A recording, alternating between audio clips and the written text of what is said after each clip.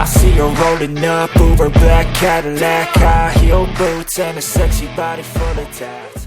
Previously, only the speed of Ducati and Aprilia, which Miller described as absurd.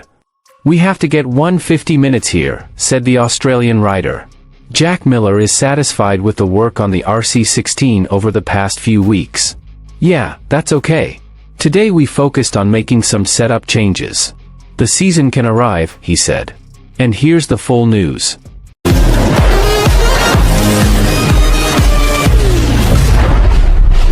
At this MotoGP test, the two Red Bull KTM riders, Brad Binder and Jack Miller, were plagued with sand, delays, fuel shortages, and yellow flags at the wrong time. On paper, today's KTM attack can only be understood to a certain extent.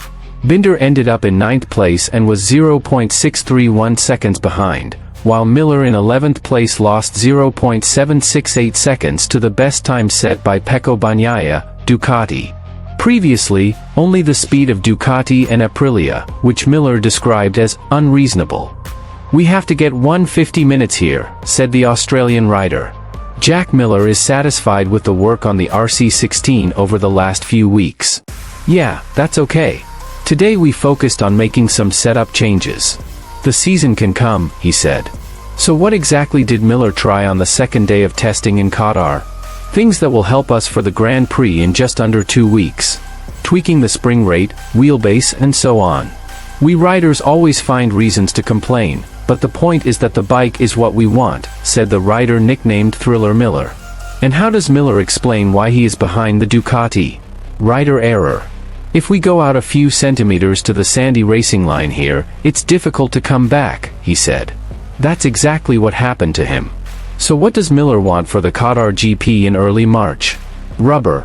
More rubber abrasion on the track and less sand. Racing the car before that will be fun. When we follow the riders on the track, in the slipstream we can feel the sand on our necks, explained Papa Pep Florence. Brad Binder was the fastest KTM rider at the previous test. Like his teammate, he explained, "During the time attack, I got 2 yellow flags on my flying lap. I think this is a bad time, but the point is that it doesn't really matter when it comes to testing. We had a technical problem in the morning and got a late start. So it was clear that we had to do everything we could for the second day of testing. Under these circumstances I am satisfied with the daily workload. We were able to try some setups and see a little more clearly," added the South African rider. Because last year his front tire suffered drastic damage in Qatar, Brad Binder wanted to do a Grand Prix simulation on the second day of testing. But this exercise ended unexpectedly.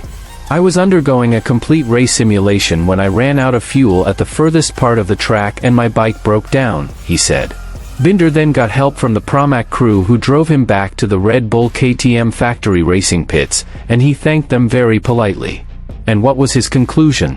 "The tires are still deteriorating, but not as much as before," said Darren Binder's brother, Moto2. Where does he think KTM stands in the MotoGP rankings right now? "The bike feels good.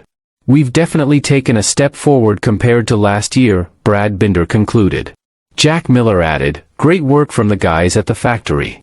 The improvements they made over the winter deserve applause."